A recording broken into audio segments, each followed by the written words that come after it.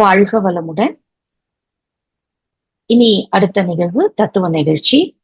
கோல் உயர கோன் உயர்வான் என்ற தலைப்பில் பேராசிரியர் நரேஷ் பாபு ஐயா அவர்கள் இணையத்தில் இணைய இருக்கிறார்கள். ஐயாவை பற்றிய சிறிய அறிமுகம்.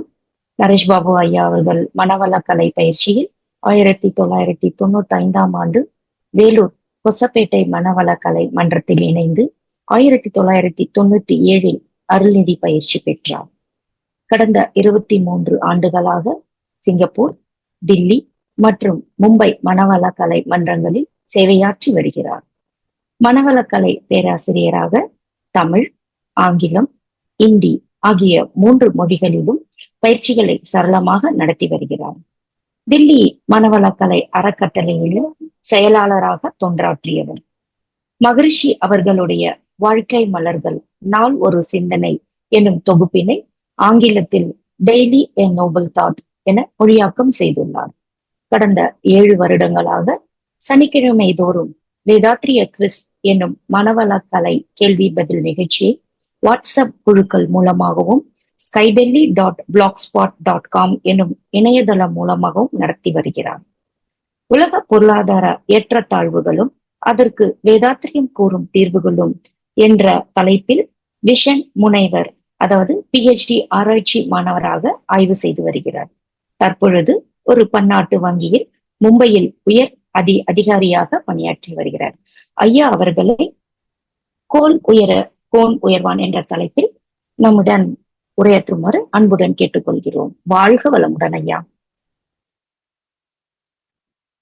வாழ்க வையகம், வாழ்க வையகம், வாழ்க வளமுடன். குரு வாழ்க, குருவே துணை. இந்த இனிய மாலை பொழுதிலே உங்கள் அனைவரையும் சந்திப்பதில் மிகுந்த மகிழ்ச்சி. ஒரு அறிமுக உரை கொடுத்த அம்மா அவர்களுக்கும் எனது நன்றிகளும் வாழ்த்துக்களும் வணக்கங்களும். வேதாத்திரிய தத்துவத்தை ஒட்டி நம்ம தொடர்ச்சியாக ஒவ்வொரு நாளும் பலவேறு சித்தாந்தங்களை நம்ம பார்த்துக்கிட்டு இருக்கோம், பேசிக்கிட்டு இருக்கோம். தனி மனித அமைதி, குடும்ப அமைதி, இயற்கை தத்துவம், வாழ்க்கை அறிவு, வரலாறு அப்படின்னு எல்லாம் பார்த்துக்கிட்டே வரோம். அதுல எனக்கு பிடிச்ச ஒரு அழகான ஒரு சிந்தனையை தான் இன்னைக்கு உங்ககிட்ட பகிர்ந்துக்கலாம் அப்படிங்கிற நிலையில நான் இதை அப்ரோச் பண்றேன். கோன் உயர கோன் உயர்வான். இது கேட்கும் பொழுதே நம்ம மைண்ட்ல எல்லாருக்கும் ஒரு ஸ்பார்க் வரும். ஏன் அப்படின்னா, சமீப காலமாக ஒரு குறிப்பிட்ட பெரிய நிகழ்ச்சி நம்ம அரசாங்கத்துல நடந்தது. அதுல இந்த கோல்லாம் வந்தது, ரொம்ப பேசினாங்க. ஆனா எனக்கு ஏன் பிடிச்சது அப்படின்னா, நமக்கு ஒரு சின்ன வயதுல இருந்தே ஒரு ஏக்கம்னு கூட சொல்லலாம். அதாவது என்ன அப்படின்னா, உலகத்துல பல நாடுகள் பலவாறு வளர்ச்சி அடைஞ்சிருக்கு அப்படின்னு நம்ம சொல்றோம். அங்கெல்லாம் பார்த்தாங்க அப்படின்னா மக்கள் இப்படி வாழ்றாங்க, அப்படி வாழ்றாங்கன்னு டிவில காட்டுறாங்க, சினிமால காட்டுறாங்க, போயிட்டு வந்தவங்க எல்லாம் சொல்றாங்க. அப்படி என்ன அந்த நாட்டுல இருக்கு, அது என்ன நம்ம நாட்டுல இல்ல, இப்படிங்கிற ஒரு கேள்வி எனக்குமே இருந்தது. அது பின்னாடி வளர வளர பல இடங்கள்ல அதை பற்றி பழக, பேச, அந்த மக்களோட தொடர்பு கொள்ளலாம் வரும் பொழுது அதற்கான ஒரு காரணம் மெல்ல ஒரு புலப்பட்டது. அதை பொதுவாகவே நம்ம அதை பத்தி ஏதாவது நம்ம சிந்திக்கிறோம், ஆராய்ச்சி பண்றோம்னா அதை விட்டுன்னு அந்த புள்ளி விவரங்கள், ஸ்டாட்டிஸ்டிக்ஸ் இதெல்லாம் பார்ப்போம் இல்லையா? அப்படி ஒரு முக்கியமான ஒரு ஸ்டாட்டிஸ்டிக் தான் இந்த ஜிடிபின்னு சொல்லுவாங்க. ஏன் இதை பாக்குறேன்னா, இது ஒரு நாடு வளர்ச்சி அடைஞ்சிருக்கா, வளர்ச்சி அடையறையா, வளரும் நாடா, ஏழ்மையான நாடா, வளர்ந்த நாடா, இப்படி எல்லாம் பார்ப்பதற்கு இது ஒரு மெஷர்மெண்டா வச்சுக்கோங்களேன். எப்படி ஒருத்தர் நல்லா இருக்காரா அப்படின்னா, அவர் எந்த வீட்டுல வசிக்கிறாரு, அவர் என்ன பைக் வச்சிருக்காரா, கார் வச்சிருக்காரா, எந்த கார் வச்சிருக்காரு, இப்படி எல்லாம் நம்ம பார்த்து, ஓ இவர் நம்ம சௌகரியமா இருக்காரு, பொருளாதாரத்துல எந்த சிக்கலும் இல்லை அப்படின்னு நம்ம சொல்றோம் இல்லையா? அதே மாதிரி பொருளாதார அடிப்படையில பார்க்கும் பொழுது இந்த ஜிடிபி பர் கேபிட்டா அப்படிங்கறது ஒரு முக்கியமான எண்ணாக சொல்றாங்க. அது என்ன அப்படின்னா, அதாவது ஒரு தனிநபர் அந்த நாட்டினுடைய பொருளாதார வளர்ச்சிக்கு எந்த அளவு அவரு கான்ட்ரிபியூட் பண்றாரு அப்படிங்கிற ஒரு அடிப்படை தான். இதுல பாத்தீங்க அப்படின்னா, இது 2023 வரைக்கும் அந்த டேட்டாவை அடிப்படையா வச்சு கொடுத்திருக்காங்க.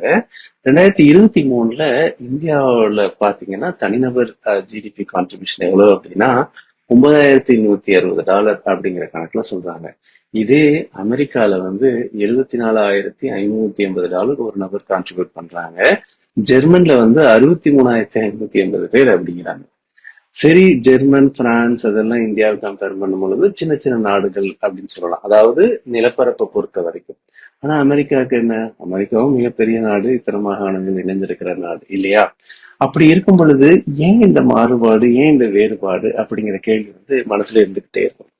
அப்புறம் இது காலகாலமா வந்ததா இல்ல இப்பதான் வந்ததா அப்படிங்கிற ஒரு கேள்வியும் நம்ம பார்த்தோம் அப்படின்னா, இந்த டேட்டா இந்த சார்ட்டை பார்க்குறீங்க அப்படின்னா 1990கள்ல பார்க்கும் பொழுது இந்தியாவுக்கும் சைனாவுக்கும் அந்த ஜிடிபி டிஃபரன்ஸ் வந்து மார்ஜினலா தான், ரொம்ப கம்மியா தான் இருந்தது. ஆனா இந்த கிட்டத்தட்ட இந்த 30 வருடங்கள்ல பார்த்தோம் அப்படின்னா நம்ம விட அவங்க 2 மடங்கு அதிகமாயிட்டாங்க.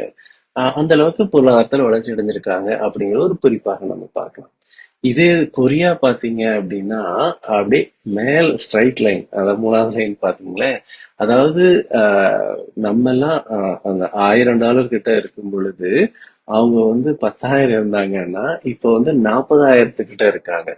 அதாவது நம்மளோட 4 மடங்கு பயங்கர வேகமான ஒரு வளர்ச்சியை கொடுத்திருக்காங்க.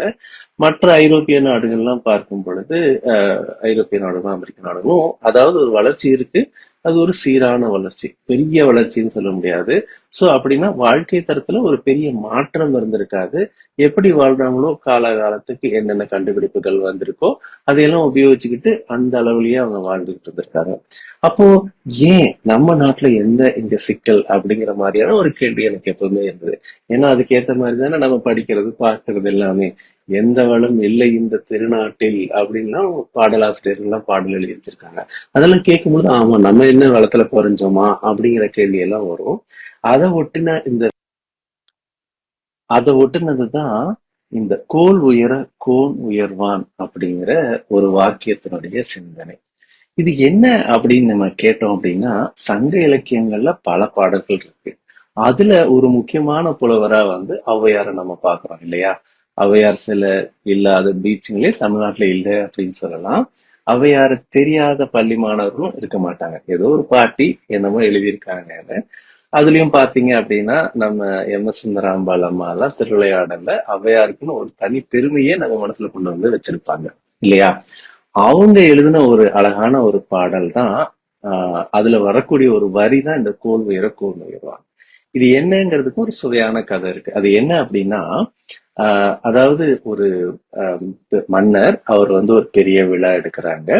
அந்த விழாவுல அந்த மன்னர் செய்த நல்ல காரியங்கள் எல்லாம் பாராட்டுவதற்காக நாடு முழுக்க, அதாவது பக்கத்து நாடுகள்ல இருந்து எல்லா நாடுகள்ல இருந்தும் எல்லாரும் வந்து வாழ்த்துக்கள்லாம் சொல்றாங்க. முக்கியமானவர்கள், கலைஞர்கள், திறமைத்தவர்கள் அப்படியெல்லாம் வர்றாங்க. அந்த பல நாடுகள்ல இருந்து பல புலவர்கள் வரும்பொழுது அதுல ஒருத்தராக ஔவையாரும் போறாங்க அந்த அரசனுடைய அந்த நிகழ்ச்சியில பங்கு கொள்வதற்கு. அங்க பார்த்தா அவர் பண்ண செயலுக்காக அவரை பாராட்டுவதற்காக நீங்க அதை செஞ்சீங்க, இதை செஞ்சீங்க, அப்படி இப்படின்னு ஒவ்வொருத்தரா பாராட்டிக்கிட்டே வராங்க. பெரிய லைன் நிக்குது. எப்படி நம்ம வந்து ஏதாவது ஒரு கல்யாண ரிசப்ஷன் போனோம்னா மொய் கொடுக்கணும்னு பார்த்தா சீக்கிரம் கிளம்புனா சீக்கிரம் கிளம்ப முடியுமா? ஒரு 30 பேர் நின்றுட்டு இருப்பாங்க இல்லையா? எப்படா இவங்க காலியாவாங்க, நம்ம கொடுத்துட்டு சீக்கிரம் சாப்பிட்டுட்டு கிளம்பலாம் நமக்கு தோணும் இல்லையா? அதே மாதிரிதான் அங்கேயும் வந்து ஔவையாருக்கும் தோணிருக்கு. என்னடா அது, நமக்கு வேற இங்க பசிக்குது, நிறைய பேரு கூட நின்றுட்டு இருக்காங்க, நமக்கு முன்னாடியே நின்றுட்டு இருக்காங்க, பின்னாடியே நின்றுட்டு இருக்காங்க, இப்படியே இருந்தா என்ன ஆகுறது, நேரத்தை யாருமே மதிக்கிறது இல்லையேன்னு ஒரு வருத்தமும் அவை பாட்டிக்கு இருந்திருக்கு. அப்புறம் சரி, ஔவையாரை பார்த்தவொன்னா கொஞ்சம் ஒரு சில வயது குறைவு வந்தவர்கள் ஆரோக்கியமான சரி சரி முதியவர் மாதிரி இருக்காங்க, இவங்களை முன்னாடி விடுவோம் அப்படின்னு சொல்லி சீக்கிரம் வழி விட்டு ஔவையாரை வந்து அரசர்கிட்ட அனுப்புறாங்க. அரசரை பார்த்த உடனே ஔவையார் வந்து வரப்புயர அப்படின்னு ஒரு வாழ்த்து சொல்லிட்டு படபடன்னு இறங்கி போயிட்டாங்களாம். என்னடா அது, ஒவ்வொரு புலவரும் சரி கவிஞரும் சரி பெருசா நீங்க செஞ்ச சாதனைகள்லாம் எடுத்து சொல்லி இவ்வளவு நீங்க செஞ்சிருக்கீங்க, அவ்வளவு செஞ்சிருக்கீங்க, நீங்க இவ்வளவு செய்யணும் அவ்வளவு செய்யணும்னு சொல்றாங்க. அவை பாட்டி வந்தாங்க, ஒரே நிமிடத்துல ஒரே வார்த்தையில வரப்போயிரன்னு சொல்லிட்டு போயிட்டாங்களே, எல்லாருக்கும் பெரிய ஆச்சரியம். அரசர் வந்து நிறுத்துங்க, மத்த வாழ்த்துக்கள்லாம் நீங்க அப்புறம் சொல்லுங்க, நான் முதல்ல ஔவையார்கிட்ட இதற்கு பொருள் கேட்கணும். என்ன நீங்க சொன்னீங்க வரப்போயிர அப்படின்னா இதற்கு என்ன பொருள் அப்படின்னு அரசரே கேட்கிற மாதிரியும், அப்ப வந்து அந்த பாடலையே வந்து ஔவையார் எழுதின மாதிரியும் சொல்லுவாங்க. அதாவது என்ன சொல்லுவாங்க, வரப்புயர நீருயரும், நீருயர நெல்லுயரும், நெல்லுயர கோல் உயரும், கோல் உயர கோன் உயர்வான் அப்படின்னு சொல்லுவாங்க. அப்படின்னு இதற்கான விளக்கத்தை சொல்லியிருப்பாங்க. அப்போ அரசர் வந்து அங்க சிந்திக்கிறார். அதாவது வரப்பு அப்படின்னு பார்க்கும் பொழுது உழவு பற்றி, விவசாயத்தை பற்றி தெரிஞ்ச எல்லாருக்குமே தெரியும். அந்த பாத்தி மாதிரி நம்ம அந்த எல்லை பார்டர்னு சொல்றாங்க, அது கட்டுறது. அது அதிக உயரத்துல வைக்கும் பொழுது அதுல வந்து நீர் அதிகமாக தேங்கும்.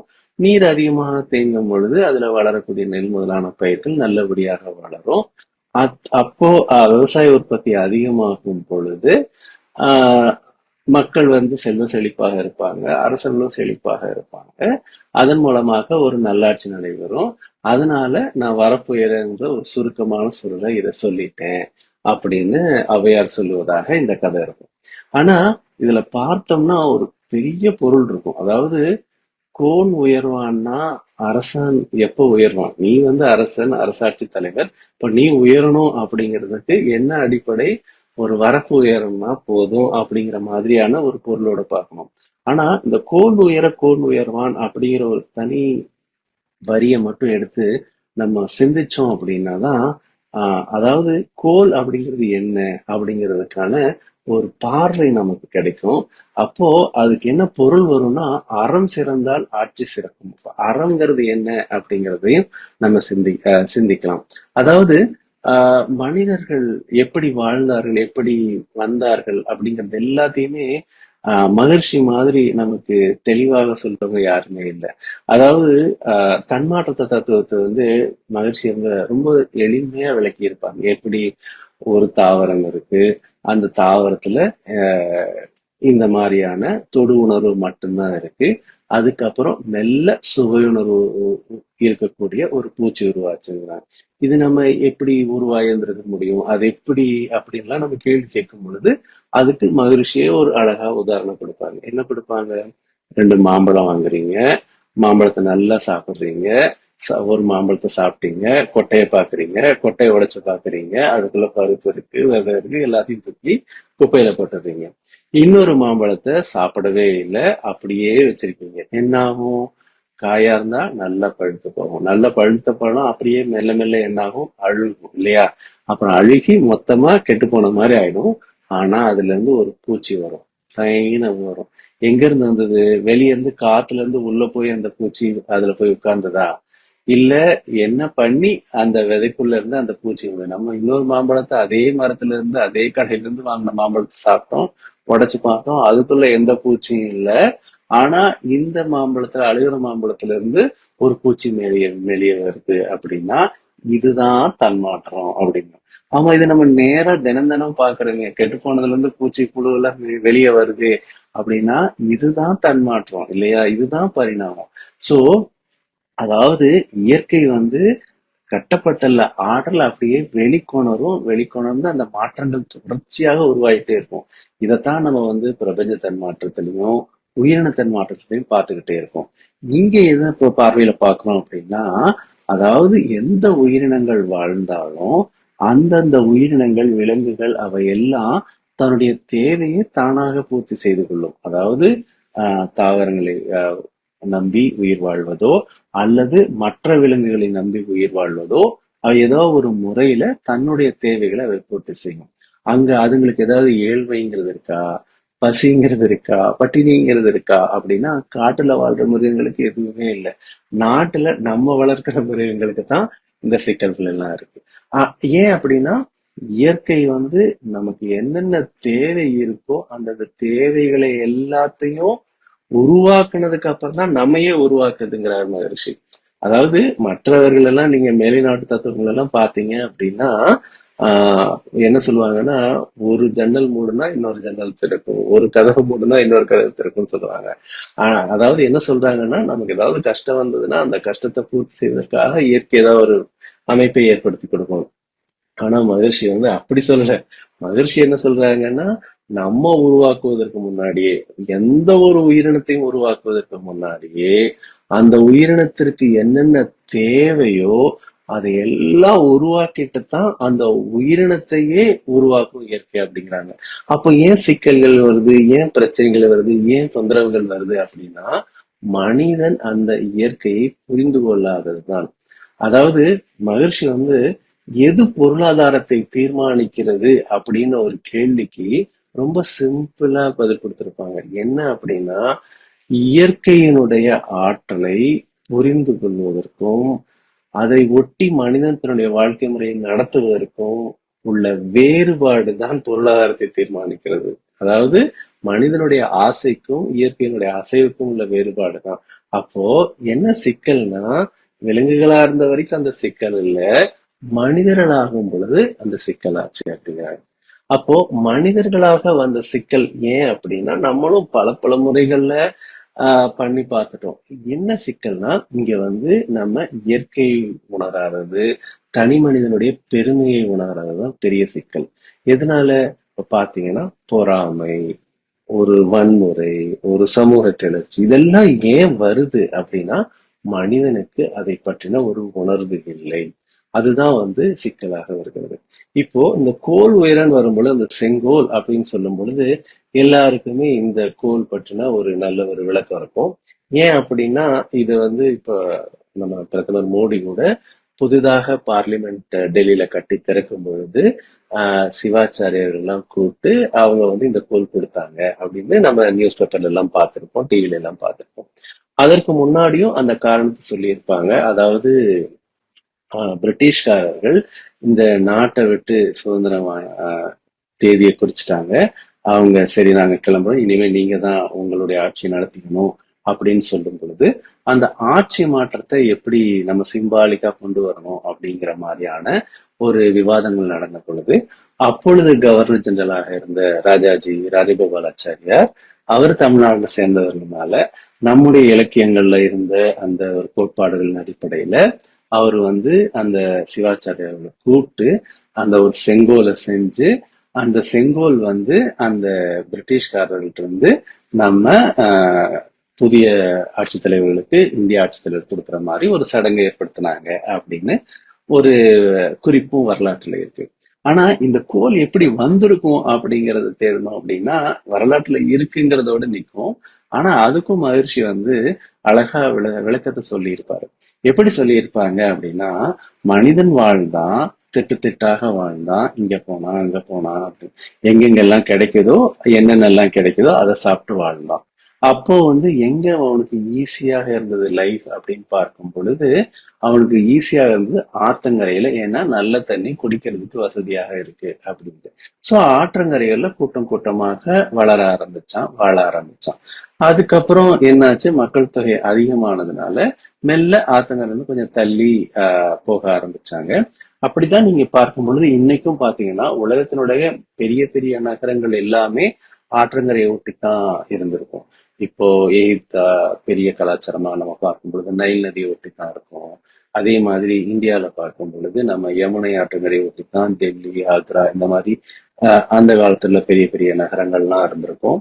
இப்போ வாரணாசி கங்கை ஒட்டி இருக்கும். இந்த மாதிரி ஒவ்வொரு ஆஹ் பார்த்தோம் அப்படின்னா பெரிய பெரிய நாடுகள் எல்லாமே அதை ஒட்டிதான் இருக்கும். சோ அந்த மாதிரி அவன் வளரும் பொழுது நாலாவட்டத்துல அதிகமா மக்கள் தொகை அதிகமாகுது. சரி இப்ப ஆத்தோரம் இருந்து பிரயோஜனம் இல்லை, கொஞ்சம் தள்ளி இருக்கலாம். எங்கெங்கெல்லாம் தன்னுடைய தேவைகளை தானே பூர்த்தி செய்வதற்கு எளிமையாக அமைப்பு இருக்கிறதோ அங்க இருந்துக்கலாம். அப்போ வந்து வளமான இடங்களை தேடி அப்படியே மெல்ல மக்கள் இடம்பெயர்கிறார்கள். அப்போ எல்லாரும் சமமாக இப்ப இருந்தாங்கன்னா இல்ல, ஒரு சில இடங்கள்ல அந்த பயிர் முறைகளோ அல்லது விவசாய முறையோ சரியாக வரல. பருவத்தால இருக்கலாம், அல்லது அவர்களுடைய சோம்பேறித்தனத்தால இருக்கலாம், அல்லது அறியாமையிலால இருக்கலாம். இப்படி பல விதமான காரணங்கள். ஆனா அவர்களுக்கும் அந்த அடிப்படை தேவைகள் பசி தாகம் அப்படிங்கிறது இருக்கு. அதனால அவங்க என்ன பண்ணாங்க, எங்க பயிர் வளர்ந்திருக்கோ இந்த பயிர் வளர்த்தவங்களோட சண்டையை போட்டு அங்கிருந்து அந்த பயிரை வெட்டிட்டு வந்தாங்க. இப்படித்தான் வந்து வரலாற்றுல பார்க்கும் பொழுது அதாவது வளமான பகுதிகள் எப்பவுமே ரத்த ஆறும் ஓடிக்கிட்டே இருக்கு. ஏன்? அடுத்தவனை புடுங்கணும், அவன்கிட்ட இருந்து வாங்கணும் அப்படிங்கிற ஒரு நோக்கம் தான். இப்படி திட்டு திட்டாக வாழக்கூடிய மக்கள் வாழ்ந்த காலத்துல இந்த மாதிரியான பல சிக்கல்கள் இருக்கே அப்படின்னு பார்த்தவங்க பெரியவங்க என்ன பண்ணாங்க அப்படின்னா, சரி நம்ம வந்து எல்லாரும் எல்லா வேலையும் பண்ண வேண்டாம், ஒவ்வொரு சிலர் அந்த ஒவ்வொரு செயல்ல கொஞ்சம் ஸ்பெஷலைஸ் ஆயிக்குவோம். இப்ப நம்ம சொல்றோம் இல்லையா அந்த டெக்னாலஜி, சூப்பர் ஸ்பெஷலைஸ்ட், அதாவது நமக்கு அதை பத்தின ஒரு நல்ல அறிவு இருக்கு அப்படிங்கிற மாதிரி அந்த தொடர்ச்சியா எந்த ஒரு செயலை செஞ்சாலும் யாராக இருந்தாலும் அதுல வந்து அவங்களுக்கு அந்த எக்ஸ்பர்டைஸ் அப்படின்னு சொல்லக்கூடிய அந்த ஒரு சிறப்புணர்வு வரதான் செய்யும் இல்லையா? ஸோ அப்போ வந்து நம்ம பிரிச்சுக்குவோம். நீங்க ஒருத்தங்க தொடர்ச்சியாக இந்த நாத்து நடக்கிறது, இந்த மாதிரி தண்ணி விடுறது, இந்த மாதிரியான ஒரு செயலை எடுத்துக்கொள்ளுங்க. அதே மாதிரி நம்மளையே ஒரு பொருட்கள் யாரு வந்து நல்ல உடல் வலிவு மிக்கவர்களாக இருக்கிறார்களோ அவர்கள் வந்து இந்த பாதுகாவல் வேலையை எடுத்துக்கோங்க. அதாவது அவங்களுடைய வேலை என்ன? அதாவது காட்டில் உள்ள வனவிலங்கு யானை மாதிரியான விலங்குகள் வந்து பயிர்கள் எல்லாம் நாசம் பண்ணாம பார்த்துக் கொள்வதோ, அல்லது வேற ஏதாவது புழுக்கள்ல இருந்து வந்து நம்ம பயிர்களை நாசம் பண்ணியோ அல்லது அறுவடை பண்ணதை வெட்டி எடுத்துட்டு போகாம இருக்கக்கூடிய பாதுகாப்பு தொழிலை நீங்க பண்ணுங்கன்னு நல்ல உடல்வாக இருக்கக்கூடிய நல்ல உடல் வலிமை இருக்கக்கூடிய மக்களை தேர்ந்தெடுத்து அவர்களுக்கு அந்த பணியை கொடுத்தாங்க. அவர்களும் அதை பண்ணிட்டு இருந்தாங்க, பார்த்தாங்க. ஆனா இப்போ வந்து ஒருத்தன் பாதுகாவலுக்காக சுத்திட்டு இருக்கான், அவன் நம்ம ஆளா இல்ல அடுத்த குழு ஆளான்னு தெரிஞ்சுக்க முடியலையே அப்படின்னு பார்க்கும்போது, சரி அவனுக்குன்னு ஒரு தனியா ஒரு அடையாளத்தை கொடுப்போம் அப்படிங்கிறதுக்காகத்தான் தலையில வைக்கிறதுக்காக அந்த புறால் அல்லது மற்ற பறவைகளோட இறகுகள்ல இருந்து ஒரு தொப்பி மாதிரி செஞ்சாங்க. இன்னைக்கு வரைக்கும் அந்த காவல் பணியில இருக்கிறவங்க போட்டுக்கிட்டு இருக்கிறாங்க இல்லையா கேப், ஒரு போலீஸ் கேப்பா இருந்தாலும் சரி, ஒரு மிலிட்டரி கேப்பா இருந்தாலும் சரி, இது எல்லாத்துக்கும் அடிப்படை அந்த கேப் தான். எது? பறவைகளுடைய இறகுகள்ல இருந்து மற்ற மனிதர்களை வேறுபடுத்தி பார்ப்பதற்காகவும் வெயில் நேராக தலையில படாம இருப்பதற்காகவும் அவங்க அன்னைக்கு போட்டுக்கிட்ட ஒரு கேப் தான் இன்னைக்கு வரைக்கும் மாறிக்கிட்டு இருக்கு. அதே மாதிரி அந்த குழுக்கள்லயே ஒருத்தன் வந்து இவன் தான் தலைவன் அப்படிங்கறத வித்தியாசப்படுத்தி காட்டுவதற்காக அவன் கையில ஒரு குச்சியை கொடுத்தாங்க. அந்த குச்சி பல விதமாக மாற்றம் அடைந்து இன்னைக்கு ஒரு செங்கோலா வந்து நிக்குது. ஏன் அப்படின்னா கையில அந்த தடி இருக்கிறான் அப்படின்னா அவன் வந்து அந்த இடத்துக்கு தலைவன் அல்லது அந்த குழுவுக்கு தலைவன் அப்படிங்கிற ஒரு வித்தியாசம். சோ அப்ப தடியோட அவன் வரானா, ஓ தலைவர் வர்றாரு, நம்ம அதுக்கேற்ற மாதிரி இருந்துக்கணும் அப்படிங்கிற ஒரு ஆஹ் ஆஹ் குறிப்பை உணர்த்துவதற்காகத்தான் இந்த மாதிரியான வந்து அது பின்னாடி அந்த குழுக்கள் வந்து வளர்ந்தது. அது அவர் அந்த குழு தலைவர்கள் வந்து அரசர்கள் ஆனார்கள். ஆனா புடிச்ச தடி என்னாச்சு? செங்கோலா மாறுச்சு. சோ ஒரு அரசர் அடுத்த அரசருக்கு பதவியை மாற்றம் செய்யும் பொழுது இந்தாருங்கள் பதவி மாற்றத்திற்கான அடையாளம்னு சொல்லி கொடுக்கிற மாதிரி தான் இந்த செங்கோல் வந்தது. இப்போ நம்ம மனித அறிவு வளர்ச்சி அடைந்தது, மக்கள் மாற்றம் அடைஞ்சாங்க, பலவிதமான முறைகள்ல நம்ம வந்து வாழ்ந்துட்டோம், மாறிட்டோம் இல்லையா? அதுல பலவிதமான ஆட்சி முறைகளும் வந்தது. இப்ப முடியாட்சின்னா என்ன? அரசனுடைய மகன் அடுத்த அரசன் ஆவான் அப்படிங்கிற மாதிரி. ஏகாதிபத்தியம் அந்த மோனார்கி மூலம் எத்தனை நாடுகள் இருந்தாலும் சரி, நாங்க சொல்றதுதான். எப்படி வந்து பிரிட்டிஷ் பீரியட்ல ஒரு பீரியட்ல வந்து சர்ச்சில் சொன்னாராம், அதாவது பிரிட்டன்ல எங்கள் நாட்டில் வந்து சூரியன் அஸ்தமிப்பதே இல்லை அப்படின்னா. காரணம் என்ன? ஆஸ்திரேலியால சூரியன் உதிக்கிறது, அதுக்கப்புறம் அது ஆஸ்திரேலியால மறைக்கிறதுக்குள்ள அடுத்த நாடுகள்ல அப்படியே அமெரிக்கா வரைக்கும் வந்து திரும்ப ஆஸ்திரேலியா வரைக்கும் வரும்போது சூரியன் தொடர்ச்சியாக ஏதாவது ஒரு இடத்துல இருந்துகிட்டே இருக்கும். இப்ப அந்த அளவுக்கு பிரிட்டன் பறந்து விரிந்திருக்கு, அதனால எங்க நாட்டுல வந்து சூரியன் மறைகிறதே இல்லைன்னு பெருமையா சொன்னதா சொல்றாங்க. சோ அவங்கன்னா அவங்களே உட்காந்து எல்லா இடத்துலயும் ஆட்சி புரிஞ்சாங்கன்னா அது இல்ல, அந்த ஒரு ஏகாதிபத்தியத்தை வச்சாங்க. அது மாதிரிதான் பல குழுக்கள் வரலாற்றுல பல இடங்கள்ல பண்ணிட்டு இருக்காங்க. அப்புறம் இப்ப இருக்கக்கூடிய முறையில பாத்தீங்கன்னாலும் குடியாட்சி இல்லையா? அதாவது மக்கள் வந்து தன்னைக்குரிய தலைவரை தேர்ந்தெடுக்கிறாங்க, அதுக்கேற்ற மாதிரி வருகிறது. இப்போ இந்த ஒவ்வொரு நிலையிலையும் பார்த்தீங்கன்னா பொருளாதார கோட்பாடும் பல விதத்துல அங்கங்க மாறிக்கிட்டே இருக்கும், மாறிக்கிட்டே இருந்தது அப்படின்னு சொல்லுவாங்க.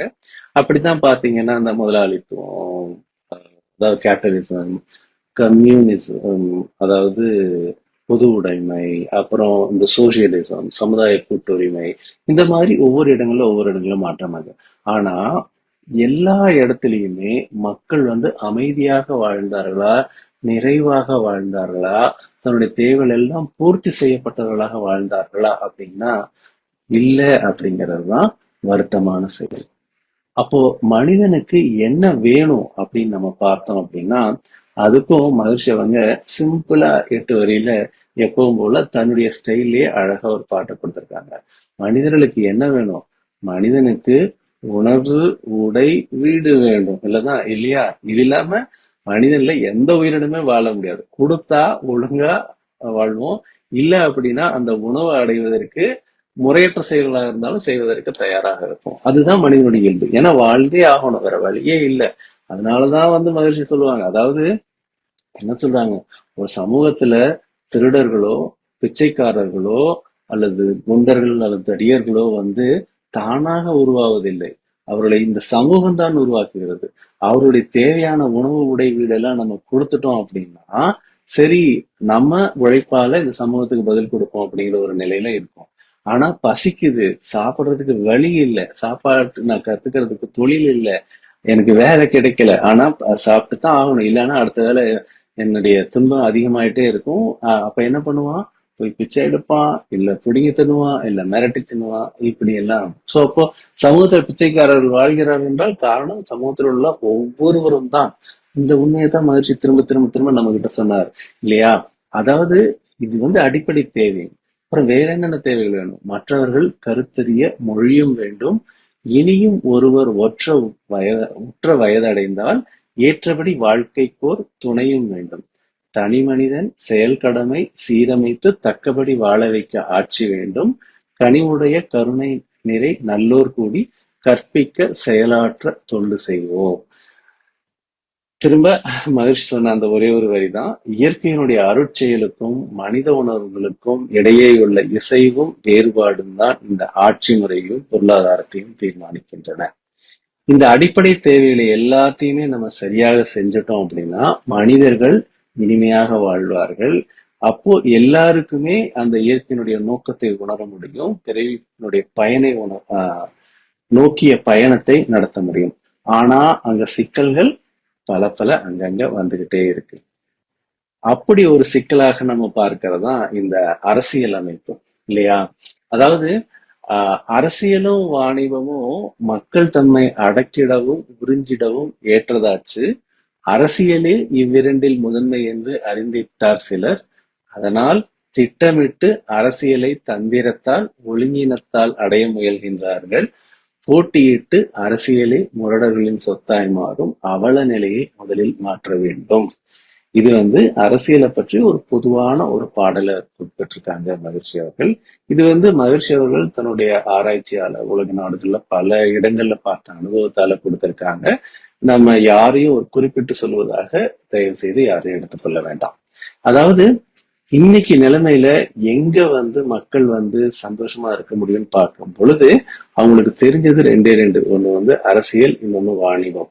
இந்த ரெண்டு இடத்துலயும் தான் நம்ம அதிகமாக சீக்கிரமா பவர்ஃபுல்லாக முடியும், இன்ஃபுளுன்ஷியலா இருக்க முடியும், எல்லாரையும் மாற்ற முடியும், நம்ம கைக்குள்ள கொண்டு வர முடியும் அப்படிங்கிற உண்மையை தெரிஞ்சுக்கிட்டவங்க தான் இதை எடுத்துக்கிட்டாங்க. மூணாவது யாரு? மத தலைவர்கள் இல்லையா? சோ இவங்க 3 பேரும் சேர்ந்துதான் மொத்த ஸ்ட்ரக்சரையுமே கண்ட்ரோல் பண்றாங்க. எந்த விதமான ஆட்சியாக இருந்தாலும் சரி, உலகத்துல எந்த நாடுகளாக இருந்தாலும் சரி. யார் யாரு? மத தலைவர்கள், அரசியல்வாதிகள், வணிகர்கள். இவர்கள் 3 பேரும் சேர்ந்து தன்னுடைய பயனுக்காக, தன்னுடைய வளர்ச்சிக்காக எப்படி சாதாரண மக்களை, பொதுமக்களை தம்முடைய கண்ட்ரோல்ல வைத்துக் கொள்வது அப்படிங்கிறத பார்த்து தான் எல்லாத்தையும் பண்றாங்க. அதனுடைய நிலையை நம்ம புரிஞ்சுக்கணும். அதனால அரசியல் முரடர்களின் சொத்தாய் மாறக்கூடிய அவலநிலையிலிருந்து நம்ம மாற்றணும் அப்படிங்கிறது மகிழ்ச்சியோட ஒரு விருப்பம் அப்படின்னு கூட நம்ம சொல்லலாம். ஆனா இத நம்ம தவறாக இங்க புரிஞ்சுக்க கூடாது. அதாவது என்ன சொல்லுவாங்கன்னா, அப்படின்னா நம்ம ஒரு அரசியல் கட்சி ஆரம்பிக்கணும், நம்ம அரசியல் தலைவராக மாறணும், அப்படி இல்லை. அதாவது இதை எப்படி பார்க்கணும் அப்படின்னா, அதுக்கும் மகிழ்ச்சி ஒரு விளக்கம் சொல்லியிருப்பாங்க. அதாவது நீர் எப்படின்னா தன்னுடைய நிலைக்கு ஏற்ப நீர் அந்த இடத்தை அடைஞ்சிக்கும். அதாவது ஜஸ்ட் வாட்டர் சூசஸ் இட்ஸ் பொசிஷன். அதாவது ஓடிக்கிட்டே இருக்கும், கடலை போய் கரையும்பாங்க. போற இடங்கள்ல எப்படி இருக்கோ அதுக்கேற்ற மாதிரி அது ஓடிட்டு இருக்கும் பொழுது குட்டையா இருந்தா குட்டையா இருக்கும், குளமா இருந்தா குளமா இருக்கும், ஏரியா இருந்தா ஏரியா இருக்கும், ஆறா இருந்தா ஆறா இருக்கும், கடல்ல போனா கடலா இருக்கும். அதே மாதிரி மக்களுடைய மனநிலை எப்படி இருக்கிறதோ அதற்கேற்ற அரசர்கள் அவர்களுக்கு அமைவார்கள். இதுதான் அதற்கேற்ற ஆட்சித்தலைவர்கள் அமைவார்கள். இங்க முக்கியம். அதாவது வாழக்கூடிய மக்கள் எல்லாருமே நான் சீக்கிரம் பணக்காரனாகணும், நான் உழைக்காம அதிக பொருளை குறைந்த காலத்துல சம்பாதிக்கணும் அப்படின்னு ஒரு எண்ண ஓட்டத்துல இருந்தாங்க அப்படின்னா, அவர்களுக்கு வரக்கூடிய தலைவரும் அதே மாதிரிதான் வருவாங்க. தான் சீக்கிரமா எப்படி பணக்காரனாகலாம், தான் சீக்கிரமா குறைந்த காலத்துல எப்படி அதிக பொருள் சேர்க்கலாம் அப்படின்ட்டு.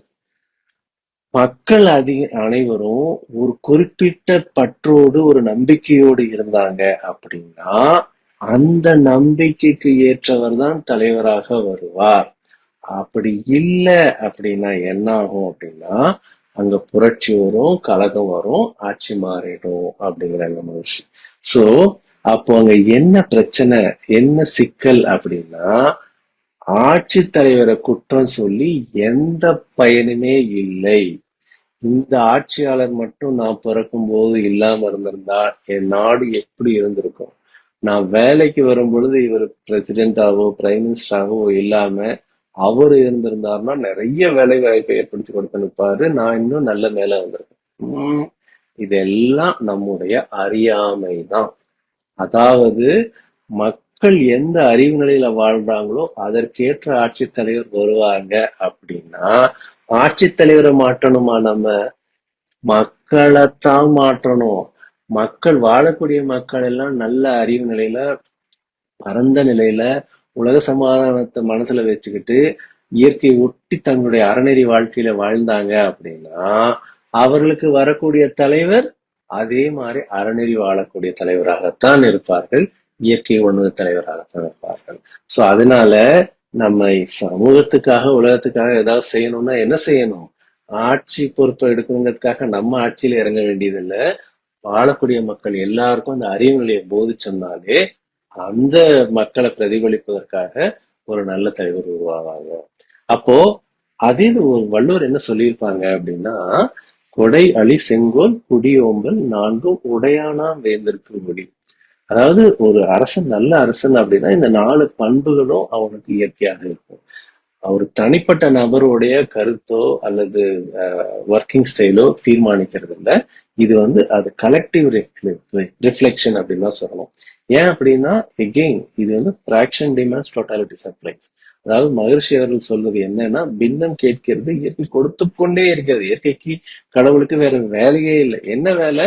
நம்ம கேட்கறத கொடுக்கறது தான். அதைத்தான் நம்ம ஒவ்வொரு கண்டுபிடிப்பா பாக்குறோம். இன்னைக்கு நம்ம பாக்குறோம் வீடியோ கால்ல, 5G கால்ல, ஃபேஸ் டைம் கால்ல நம்ம ஃப்ரெண்ட்ஸோ ரிலேட்டிவ்ஸோ யூஎஸ்ல இருந்தாலும் சரி, யூரோப்ல இருந்தாலும் சரி, அப்படியே அவங்க இருக்கிற இடத்துல இருந்து வீடியோ ஆன் பண்ணி பார்ப்போம். இது 1000 வருடத்துக்கு முன்னாடியோ 2000 வருடத்துக்கு முன்னாடி இயற்கையில இல்லாமையா இருந்தது. இதே 3G 5G 6G என்ன சொல்லுவோம், எல்லா ஜியும் அப்போ இருந்தது. ஆனா மனிதனுடைய அறிவு வளர்ந்தது. மனிதன் தேடுனான் என்ன, ஐயோ ஒருத்தன் இருந்து இன்னொருத்தன் கம்யூனிகேட் பண்றதுக்கு என்ன பண்ணணும், பேச ஆரம்பிச்சான், எழுத ஆரம்பிச்சான், கத்துக்கிட்டான். இல்ல நான் மெசேஜ சீக்கிரம் அனுப்புறோம்னா டெலிகிராம கண்டுபிடிச்சான், டெலெக்ஸ கண்டுபிடிச்சான், அடிச்சாங்க. இல்ல இதெல்லாம் பத்தாது, நான் அப்படியே லைவா அவன்கிட்ட பேசணும் அப்படின்னு மனுஷன் தேட ஆரம்பிச்சான். இயற்கை அவனுக்கு டெலிபோனை கண்டுபிடிச்சு கொடுத்தது இல்லையா? அதன் மூலமா பேச முடிஞ்சது. இல்ல இனிமே நான் லேண்ட்லைன்ல நடந்துகிட்டே பேசணும், எங்க இருந்தாலும் பேசணும் அப்படின்னா, அப்ப அந்த தேடுனா இயற்கை அவனுக்கு மொபைல் போனை காட்டி கொடுத்தது. இல்ல பேசினா மட்டும் போதாது, நான் பார்க்கணும் செய்யணும் அப்படின்னா இயற்கை அவனுக்கு ஒரு வீடியோ காலை கண்டுபிடிச்சு கொடுத்தது. இப்படி இதெல்லாம் இல்லாமையா இருந்தது. எப்பவுமே இந்த 5G இருந்தது, எப்பவுமே இந்த 2G 3G வேவ்ஸ் எல்லாமே தான் இருந்தது. ஆனா அதை புரிஞ்சுக்கக்கூடிய அறிவை மனிதனுக்கு கொடுத்தது இயற்கை. ஏன்? நம்ம கேட்டோம், கிடைச்சது. அப்போ இந்த சிக்கல்கள்லாம் இன்னைக்கு இருக்குன்னா இதையும் நாம தான் கேட்டிருக்கோம். ஒரு பொறாமையினால, வீண்வழியினால, ஒரு வஞ்சத்தினால நம்ம அங்கங்க கேட்டுக்கிட்டு இருக்கோம். அது எல்லாத்தையும் அடிச்சு மாத்தணும்னா நல்ல ஆட்சி தலைவர் வேணும் அப்படின்னு நம்ம ஒரு கேள்வி வச்சோம்னா அதற்கு நல்ல மக்களாக நாம வாழ வேணும் அப்படிங்கிறது தான் நம்ம இங்க கவனத்துல வச்சுக்கணும் அப்படிங்கறதுதான் இங்க கருத்து. இது இப்போ நல்ல ஆட்சிக்கு என்ன அப்படிங்கிறதுக்கு வள்ளுவர் செங்கோன்மைன்னு ஒரு அழகான ஒரு அதிகாரங்கள் கொடுத்திருக்காங்க. அதாவது மன்னருக்கு அழகு செங்கோன்மை, நல்ல ஆட்சி நடக்கணும் அப்படிங்கறதான். அதுக்கு பல குறள்கள்ல பார்க்கலாம், பல சங்க இலக்கியங்கள்ல நம்ம இதற்கான ஒரு உதாரணங்கள் எல்லாம் பார்க்கலாம். அதாவது வானோக்கி வாழும் உலகெல்லாம் மன்னவன் கோல் நோக்கி வாழும் குடி. அதாவது வானோக்கி வாழும் உலகம்னா மழைன்னு ஒரு பெருமையை பத்தி நம்ம சொல்லுவோம். அது மாதிரி மன்னவன் கோல் நோக்கி தான் வாழும் குடி. மன்னவன் எப்படி நடக்கிறானோ, மன்னவன் எப்படி ஆட்சியை நடத்துகிறானோ அதை பார்த்துத்தான் மக்கள்கள் சிறப்பாக வாழ்வார்கள் அப்படிங்கிறத ஒரு குறிப்பு. அதே மாதிரி அந்தணனூருக்கும் அறத்திற்கும் ஆதியாய் நின்றது மன்னவன் போல். அதாவது படிக்கிறோம், செய்யறோம், எழுதுறாங்க அப்படின்னா அதுக்கெல்லாம் என்ன அடிப்படை அப்படின்னா மன்னவனுடைய ஆட்சி தான். அந்தணர் அப்படிங்கிறதுக்கு வள்ளுவர் பல இடங்கள்ல அதற்கான விளக்கத்தையும் கொடுத்திருக்காங்க. ஒரு குறிப்பிட்ட ஜாதியாக நம்ம எடுத்துக்கொள்ள வேண்டாம். அந்தணன் என்போன் அறவழி நிற்போன், அவ்வளவுதான் இல்லையா? அதனால எவ்வுயிர்க்கும் செந்தன்மை பூண்டொழுகலான் அப்படிங்கிற மாதிரி தான் வள்ளுவர் வந்து விளக்கத்தை கொடுத்திருப்பாங்க. சோ மக்கள் வந்து இப்படி வாழணும் அப்படின்னா, நல்ல வளர்ச்சி இருக்கணும் நாட்டுல அப்படின்னா, அதற்கு வந்து அரசாங்கம் தான், ஆட்சி முறை தான் முக்கியமான ஒரு காரணம். அப்போ வேலன்றி வென்றி தருவது மன்னவன் கோலும் கூடாதெனில், எல்லாம் அதே இதுதான். அதாவது தனிப்பட்ட அரசன், தனிப்பட்ட தலைவன்கிறது இல்ல, தேசம் அல்லது சமூகங்கிற ஒரு பார்வையில தான் நம்ம இதை பார்க்க முடியும். அதற்கு வந்து இந்த பொறுப்பு, ஆஹ் மக்களுடைய நலன் பேணுதல் அப்படிங்கறது அவங்க கவனத்துல வச்சுக்கணும். அதாவது இதுல எப்படி இதெல்லாம் சொல்ல வரேன் அப்படின்னா, கோல் உயர்ந்தால் மட்டும்தான் கோன் உயர்வான். ஆட்சி முறை நல்லா இருந்தா தான் அரசன் நல்லா இருப்பான், அரசன் நல்லா இருந்தா தான் மக்கள் எல்லாருமே நல்லா இருப்பாங்க அப்படிங்கிறது. அரசன் எவ்வழிதான் மக்கள் வாழ்வாங்க அப்படிங்கிற மாதிரி சொல்லுவாங்க. யதா ராஜா தத்தா பிரஜா அப்படிங்கிற மாதிரி எல்லாம் நம்ம வந்து பல பழமொழியில கேள்விப்பட்டிருப்போம்.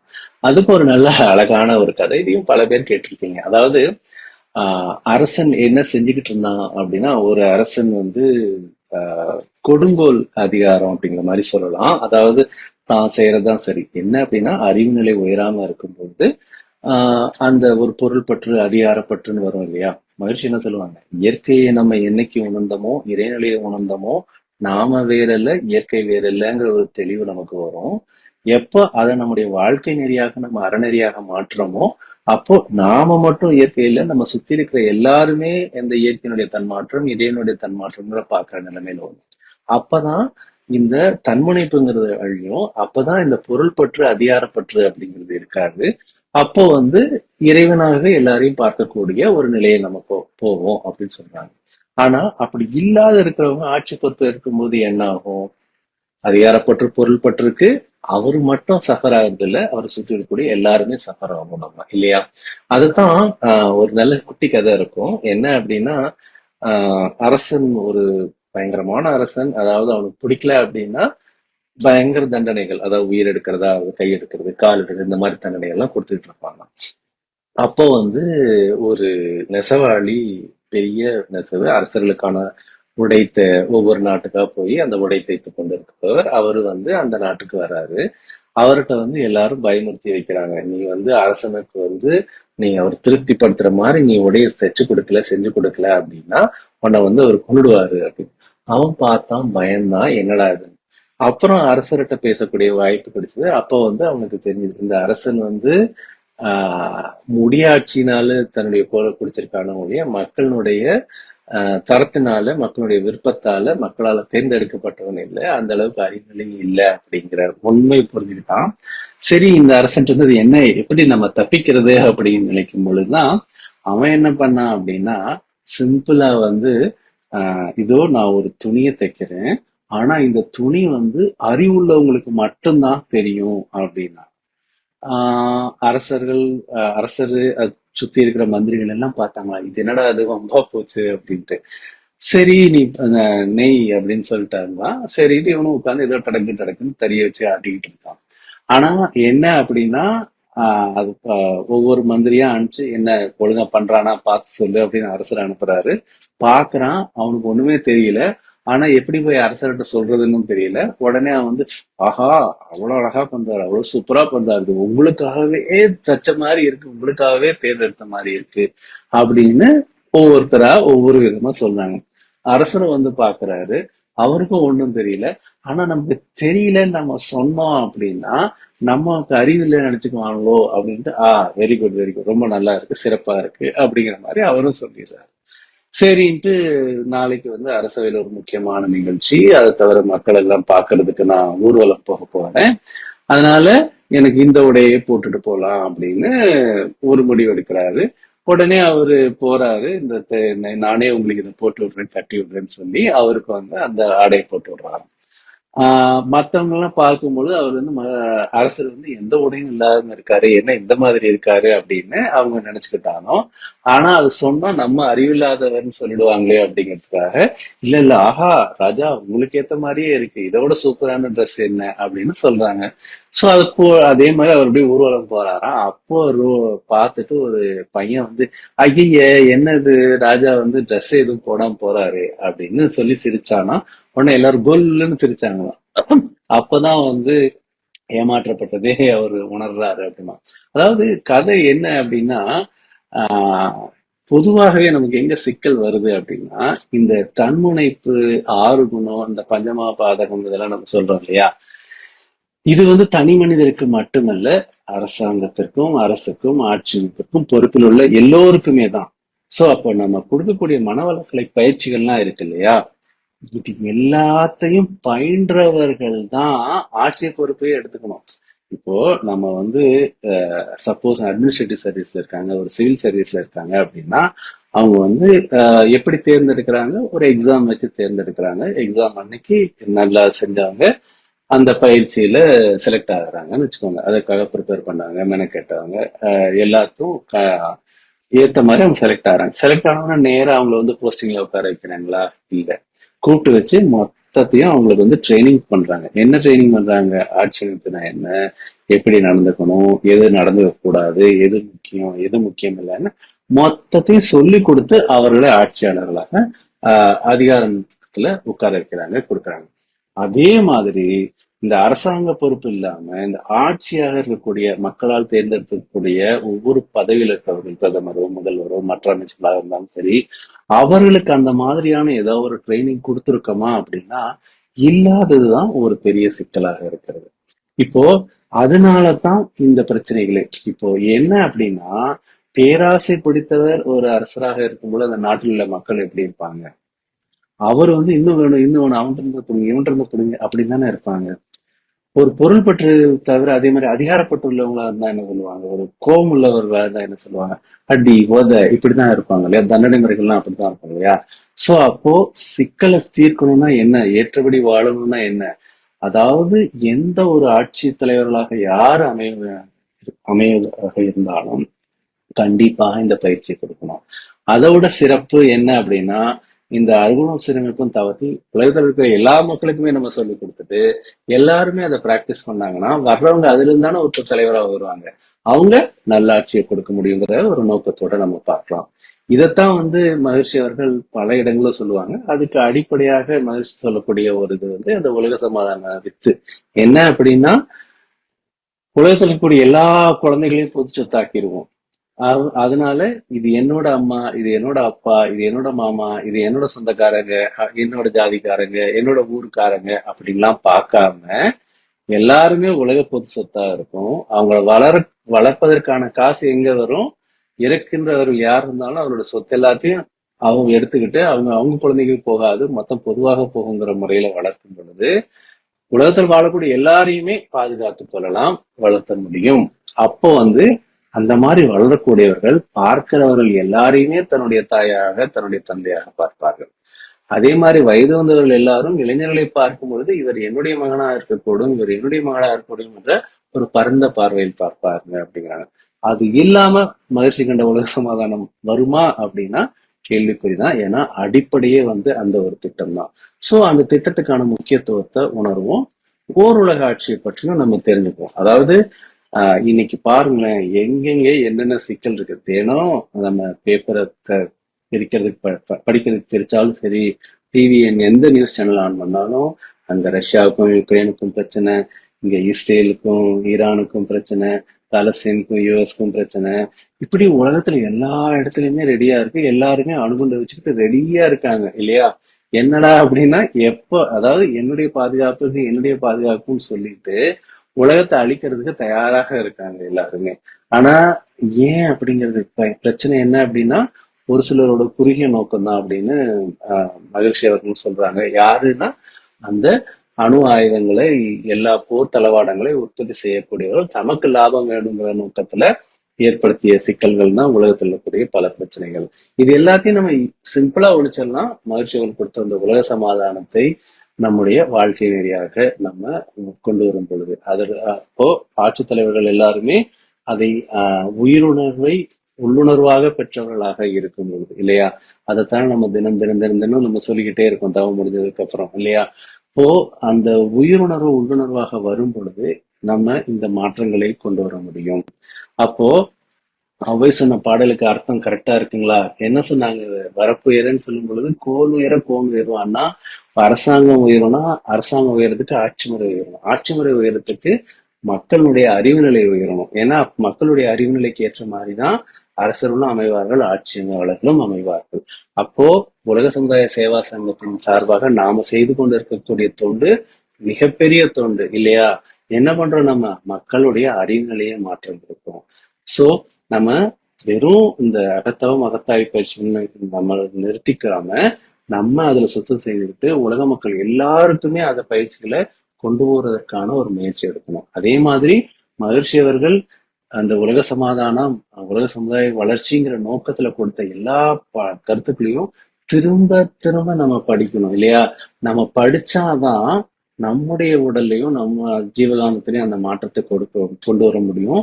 நம்ம அதை பற்றி சிந்திச்சுக்கிட்டே இருக்கும் பொழுதுதான் இந்த ஜீவகாந்தமானது வான்காந்தத்தை தொடர்பு கொண்டு அது வான்காந்தம் மூலமாக பலருடைய மனதில் பிரதிபலிக்கும். அதற்கான முயற்சியை நம்ம செஞ்சுக்கிட்டே இருக்கணும். சிம்பிளா பண்ணலாம். அதாவது பெருசா நம்ம மாநாடு போட்டு ஆட்சித்தலைவர்லாம் கூப்பிட்டு வச்சு நம்ம இப்படிதான் நீங்க நடந்துக்கணும்னு சொல்லணும்னாலும் சொல்லலாம். அதை ஏற்றுக்கொள்வதற்கு அவர்களுக்கு மனநிலை இருக்காது. ஆனா அதே நேரத்துல எல்லா மக்களுக்கும் இந்த பயிற்சிகள் கொடுக்கும் பொழுது மக்களுடைய அறிவு நிலை மாறும் பொழுது அதற்கேற்ற அந்த மக்கள் ஒருவர்தான் ஆட்சித் தலைவராக வருவார்கள். அந்த வேலையை செய்யலாம். உலக சமாதானத்தை பத்தி திரும்ப திரும்ப நம்ம படிக்கலாம், மற்றவர்களுக்கு எடுத்து சொல்லலாம், பேசலாம். ஒவ்வொரு பள்ளியிலையும் கட்டுரை போட்டி, பேச்சு போட்டி, அந்த மாதிரியான போட்டிகள் மன்றத்தின் சார்பாக நடத்தி மகிழ்ச்சியுடைய ஒவ்வொரு கொள்கையை பற்றி, பொது சமையல் பற்றியோ அல்லது குழந்தைகளை பொதுவாக வளர்க்கும் திட்டத்தை பற்றியோ அல்லது வேலை பங்கீடு பற்றியோ பணத்தினுடைய பணங்கிறது உழைப்பினுடைய ஊதியங்கிறது பற்றியோ மகிழ்ச்சி சொன்ன எல்லா கருத்துக்களையும் சொல்லி அந்த குழந்தைகளை பேச வைக்கலாம், அந்த குழந்தைகளை பாட வைக்கலாம், அந்த குழந்தைகளை எழுத வைக்கலாம். அவர்கள் திரும்ப திரும்ப சிந்திக்கும் பொழுது வாண்டாந்தத்துல ரொம்ப வேகமாக இந்த கருத்துக்கள் பரவும். இது நம்ம பண்றதுக்கு எவ்வளவு சிரமமான வேலைங்க, ரொம்ப எளிதான வேலை தான். நம்ம பண்ணணுங்கிற ஒரு நோக்கம் இருந்தா தான். அப்படி பண்ணிதான் நம்ம அந்த உலக சமாதானத்தை கொண்டு வர முடியும். அப்படி பண்ணிதான் நம்ம நாட்டையும் நம்ம வளர்த்த முடியும். இல்லை அப்படின்னா என்ன, இப்ப நம்ம பார்த்துட்டு இருக்க பெரிய சிக்கல் என்ன, பிரெயின் ட்ரெயின் இல்லையா. நம்ம படிக்க வைக்கிறோம், குழந்தைங்கள போறாங்க, சப்சிடைஸ்டு ஸ்கூல் கொடுக்குறோம், டியூஷன் ஃபீ முடிச்சுட்டு நல்ல டிகிரி முடிஞ்சோம்னா யூஎஸ்ல போய் செட்டில் ஆகிறோம், யூரோப்ல போய் செட்டில் ஆகணும், சிங்கப்பூர்ல போய் செட்டில் ஆகணும் நம்ம குழந்தைங்க அப்படின்லாம் நம்ம எதிர்பார்க்கிறோம். தப்பு இல்லைங்க. நல்ல ஒரு வாழ்க்கை தரம் இருக்குது, அதனால போறோம். ஆனா அந்த வாழ்க்கை தரத்தை நம்மாலேயே உலகத்துல எல்லா நாடுகளையும் ஒவ்வொரு மூலை முடுக்கலையும் கொண்டு வர முடியும் அப்படின்னா அது வேதாத்திரியத்தாலும் நம்முடைய மகிழ்ச்சிகளுடைய கோட்பாடுகள் என்ன இருக்கு.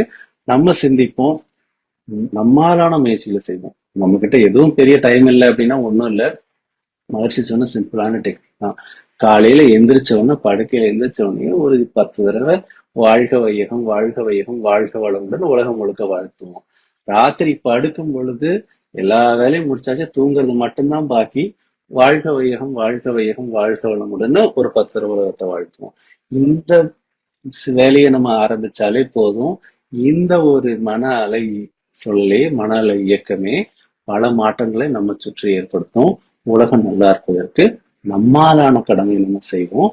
அப்பதான் கோல் உயரும் கோணும் உயர்வான் அப்படிங்கிற சிந்தனையை இங்க உங்களுக்கு வழங்கியதற்கு வாய்ப்பு கொடுத்த மும்பை செந்தூர் மனவளக்கலை அறக்கட்டளைக்கும் உலக சமுதாய சேவா சங்கத்திற்கும் என்னுடைய நன்றியை தெரிவித்துக் கொள்கிறேன்.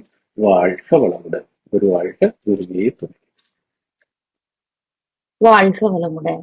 கோல் உயர கோன் உயர்வான் என்ற நல்லதொரு சிந்தனையை நமக்கு வழங்கிய பேராசிரியர் நரேஷ் பாபு ஐயா அவர்களை நாம் துரிய நிலை நின்று வாழ்த்தி மகிழ்வோம். பேராசிரியர் நரேஷ் பாபு ஐயா அவர்கள் வாழ்க வளமுடன். அவர்களது உடல் நலம் வாழ்க வளமுடன். அவர்களது குடும்ப வளம் வாழ்க வளமுடன். அவர்களது தொழில்கள் மென்மேலும் சிறந்து வளர வாழ்க வளமுடன். அவர்களது தொண்டு மென்மேலும் சிறந்து வளர வாழ்க வளமுடன். பேராசிரியர் நரேஷ் பாபு ஐயா அவர்கள் அருட்பேராற்றல் கருணையினால் உடல் நலம், நீலாயுள், நிறைச்செல்வம், உயர் புகழ், மெஞ்ஞானம் பெற்று ஓங்கி வாழ வேண்டும் என்று வாழ்த்துகிறோம். வாழ்க வளமுடன். இனி நாளை நிகழ்ச்சிக்கான அறிவிப்புகள் காலை 5:15 மணிக்கு மகரிஷியின் சிந்தனையுடன் நிகழ்ச்சி துவங்க உள்ளது. காலை 5:30 மணிக்கு மும்பை செம்பூர் மனவள கலை அறக்கட்டளையில் இருந்து பேராசிரியர் கோபிநாத் ஐயா அவர்கள் 9 மைய தவத்தினை நமக்கு நடத்தி கொடுப்பார்.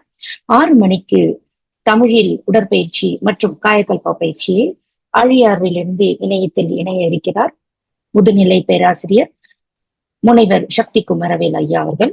அதனைத் தொடர்ந்து 7 மணிக்கு ஆங்கிலத்தில் நமக்கு 9 மைய தவத்தினை நடத்தி கொடுப்பதற்கு பேராசிரியர் நரேஷ் பாபு ஐயா அவர்கள் மீண்டும் இணையத்தில் இணைய இருக்கிறார்கள். பகல் 11 மணிக்கு முதுநிலை பேராசிரியர் விவேகானந்தன் ஐயா அவர்கள் ஒன்றும் இல்லாத ஒன்று என்ற சிந்தனையை சேலத்தில் இருந்து நமக்கு நல்க இருக்கிறார்கள். மீண்டும் மாலை 5:30 மணிக்கு துரியாதீத தவத்துடன் நிகழ்ச்சியினை துவங்க இருக்கிறோம். மாலை 6 மணிக்கு தத்துவ நிகழ்ச்சி மும்பையில் இருந்து பேராசிரியர் முருகன் ஐயா அவர்கள் அன்னையை போல் என்ற தலைப்பில் பேச இருக்கிறார்கள். அன்பர்கள் அனைவரும் நிகழ்ச்சியில் கலந்து கொண்டு பயன்பெறுமாறு அன்புடன் கேட்டுக்கொள்கிறோம். இப்பொழுது கேள்வி பதிக்கான நிகழ்ச்சி. செவ்வேலையா, உங்களை அன்மியூட் பண்ணியிருக்கோம்.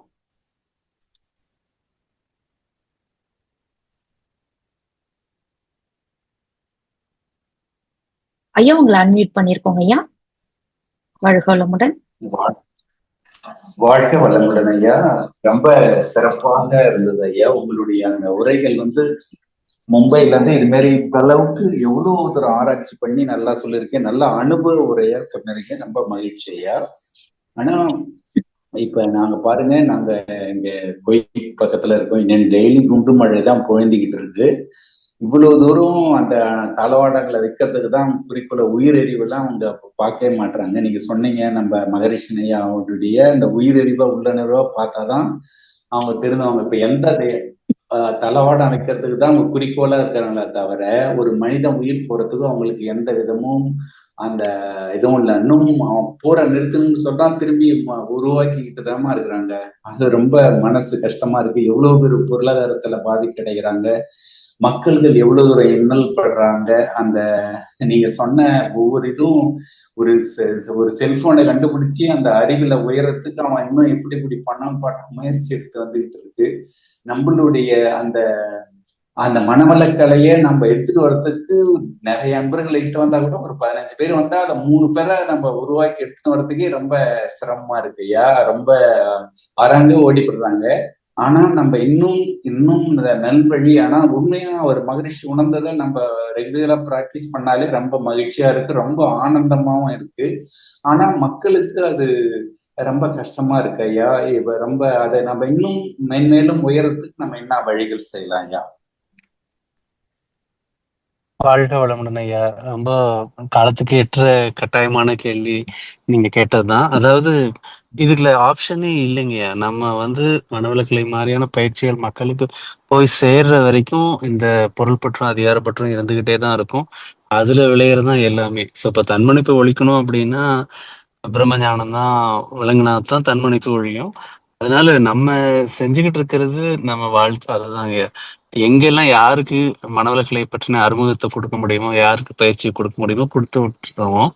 தீட்சை கொடுத்துக்கிட்டே இருப்போம். அவங்க வரலனாலும் பரவாயில்ல, வந்தாலும் பரவாயில்ல, 10 நாள் கழிந்தாலும் பரவாயில்ல. அட்லீஸ்ட் ஒரு பீரியட்ல திரும்ப எழுப்பி விட்ட குண்டலினி சக்தி சாதாரணமா இருக்காது. ஒரு நாள் இல்லைனாலும் இன்னொரு நாள் அவங்களுக்கு வேட்கையத்து கொடுக்கும். கண்டிப்பா அந்த மன்றத்தை தேடி வருவாங்க, இல்ல அவங்க சந்ததிகளாவது வருவாங்க.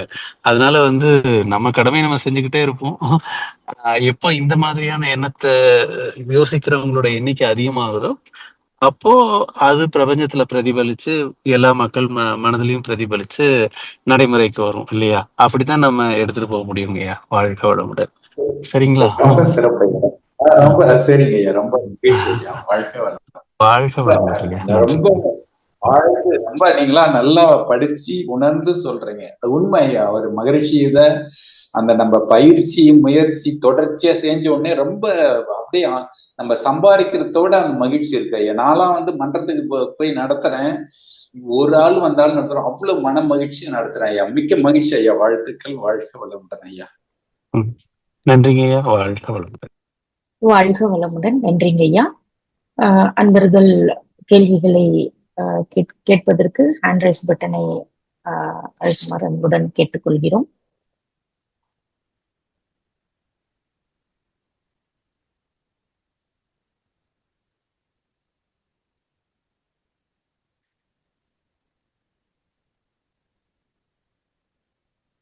ஆஹ் திருமாறன் ஐயா, உங்க மைக்கை நாங்க அன்மியூட் பண்ணியிருக்கோம். நீங்க உங்களுடைய மைக்கை அன்மியூட் பண்ணிட்டு பேசலாம். வாழ்க வளமுடன்.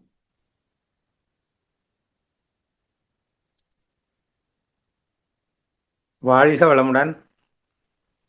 வாழ்க வளமுடன். சொல்லுங்க, கேக்குதுங்க ஐயா, கேளுங்க, கேள்வி கேட்கலாம். மிக அருமையான பேச்சு சார், அருமையா இருந்தது. உங்களுக்கு வாழ்த்து கூறுறதுக்காக தான் நான் வெயிட் பண்ணியிருந்தேன். வாழ்க வளமுடன். ரொம்ப நன்றிங்க ஐயா. வாழ்க வளமுடன். துருவமல்லம்மா, உங்களுடைய மைக்கை அன்மியூட் பண்ணிட்டு நீங்க பேசலாங்கம்மா.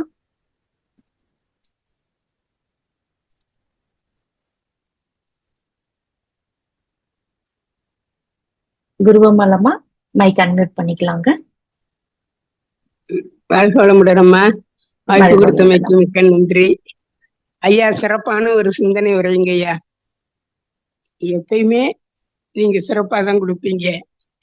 இன்றைக்கு அந்த சிந்தனை விளக்கம் கொடுத்த தலைப்பே ரொம்ப அற்புதம். நானே ஒரே சோர்ந்து போய் உட்கார்ந்து இருந்தேன். எப்பயுமே நம்ம போராடி போராடி போராடி தான் நம்ம சுதந்திரம் வாங்கணும்ன்றதுனால எல்லா காரியங்களுக்குமே நம்ம போராட வேண்டிய சூழ்நிலையில இருக்கிறோம். ஒரு ஈஸியான ஒரு சாமிஜி சொல்லி கொடுத்த பயிற்சிகளை சொல்லி கொடுக்கணும்னா அதுக்கு கூட நிறைய தடங்கல்கள் வருது, இடைஞ்சல்கள் வருது. அதெல்லாம் இப்படி வருதே அப்படின்னு நினைச்சு அப்படி நொந்து போய் உக்காந்து இருந்தீங்க.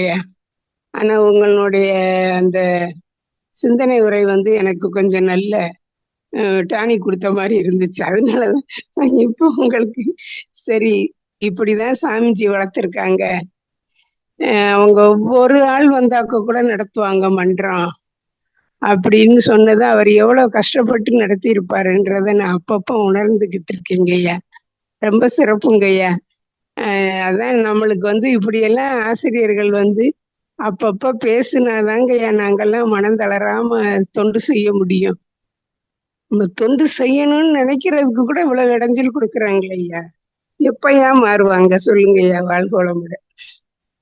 வாழ்க வளமுடன். அம்மா, நம்ம கடமையை செய்வோம், பலனை எதிர்பார்க்க வேண்டியதில்லை. இயற்கை இல்ல. தானா பலனை கொடுத்துரும். அதனால நிச்சயமா நீங்க முதல்ல சொல்றீங்க இல்லையா, தொண்டு செய்யணுங்கிற அந்த விருப்பம் இருக்கு இல்லையா, அதுவே ஆமாங்க. மிகப்பெரிய பலனை கொடுக்குங்கம்மா. அவ்வளவுதான். அதுக்கு ஏற்ற அதாவது இயற்கை நம்ம ஏற்கனவே இதுல ஸ்பீக்கர்லயே சொன்ன மாதிரிதான், கடவுள், இயற்கை, பிரம்மம் என்ன பேர் சொன்னாலும் அதுக்கு ஒரே ஒரு வேலை, கேட்கறது கொடுக்கறது மட்டும்தான். Fraction demand totality supply. So தொண்டு செய்யணுங்கிற ஒரு விருப்பம் இருந்தாலே போதும். அதுக்கு ஏத்த சூழ்நிலையை அது பதிவுகள் ஏற்படுத்தி கொடுக்கும் இயற்கை. அதனால அதுதாங்கம்மா, அதேதான்.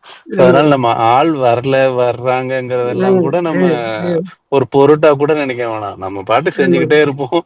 எங்கெங்கெல்லாம் செய்யணுங்கிற விருப்பத்தை மனசுல ஆழமா வச்சுக்குவோம். அதுக்கு ஏற்ற அமைப்பு உருவாயிட்டே இருக்கும், செஞ்சுக்கிட்டே இருக்கலாம். அவ்வளவுதான். நான் நினைப்பேன் ஒரு சமயம் அவங்க நம்மள கடவுள் செக் பண்றாரு போல. குரு நம்ம ஒரு இடத்துல சுணக்கம் பண்ணுவோம், இவங்க அடுத்து அதை ஸ்டெப் எடுத்து இந்த தொண்டை செய்யறாங்களா என்னன்னு பாக்குறதுக்காக ட்ரையல் கூட அவர் பார்க்கலான்னு.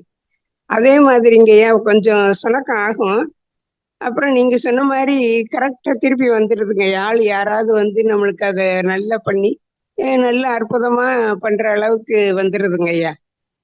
அது அந்த இறைவன் அந்த கேட்டதை கொடுத்துடுறாரு கடைசி நிமிஷத்துல. அது வரைக்கும் கொஞ்சம் பொறுமையா இருக்கணும் என்னங்கய்யா. நிச்சயமா நிச்சயமா. நம்ம அதான் எதிர்பார்க்காம நம்ம செஞ்சுக்கிட்டே இருந்தோம்னா என்னென்ன எங்கெங்க தேவையோ அங்கங்க ஃபில்அப் ஆயிடுமா. நமக்காகவா தொண்டு பண்ண போறோம்? இல்ல இல்லையா. நம்ம சமூகம் நல்லா இருக்கணும், உலகம் நல்லா இருக்கணுங்கிற ஒரு பரந்த நோக்குல பண்ண போறோம். அதற்கேற்ற வாய்ப்புகள் அங்கங்க வந்துகிட்டே இருக்கும். அவ்வளவுதாங்கம்மா. அதான் தொடர்ச்சியா நல்லா பண்ணுங்கம்மா. அதெல்லாம் நீங்க ஆளுங்க வர்றாங்க வரலன்னா பாக்காதீங்க. எப்படி இருக்கோ பண்ணிக்கிட்டே இருப்போம். அவ்வளவுதாங்கம்மா. வாழ்க்கை தொண்டு செய்யணும், தொண்டு செய்யணும். தொண்டுக்காக தான் நம்ம பிறந்திருக்கோம். நம்ம வாங்கின கடனை கொடுக்கணும். அதுதான் எங்களுடைய எண்ணம். அதனால உங்களை மாதிரி தொண்டு செய்யறவங்க நீங்கெல்லாம் இங்க இவ்வளவு தூரத்துல இருந்து பேசுறீங்க. ஆனா ஒரு வார்த்தை கூட இங்க தமிழ்நாட்டுல இருந்து பேசுற மாதிரியே ரொம்ப அற்புதமா பேசுறீங்க எல்லாருமே. அதெல்லாம் எப்படிதாங்க ஐயா ட்ரெயின் அப் பண்ணுவீங்க? எனக்கே அதிசயமா இருக்குங்க ஐயா. அங்கேயும் வேற லாங்குவேஜ் தானே பேசுவீங்க? இருந்தாலும் நம்ம இப்ப நம்ம தமிழ் மக்கள்கிட்ட பேசும்பொழுது இதே மாதிரி தானங்கம்மா பேசுறோம். அதனால அது உம் சிக்கலா இல்ல. ஒரு அப்புறம் வார்த்தை கூட மகர்ஷியோட மிஸ் ஆகாம. உம் கருத்துக்களை தமிழ்ல படிக்கிறது, தமிழ்ல பேசுறது அது ஒரு தனி ஆமா. சுவைதானங்கம்மா. மத்த ஆமா. மொழிகள்ல பேசுறதை விட ஆமா, தமிழ் தான் ரொம்ப அற்புதம். அதுலதான் அவர் ஆராய்ச்சி பண்ணி பண்ணி நமக்கு எல்லாமே கொடுத்திருக்காரு. மகரிஷியோட கருத்துக்களை நீங்க சொன்ன மாதிரி தமிழ்ல தான் படிக்கணும். ரொம்ப அற்புதங்க ஐயா. உங்களுடைய தொண்டு தொடரட்டும் ஐயா. வாழ்க வளமுடன். நன்றிங்கம்மா. வாழ்க வளம்.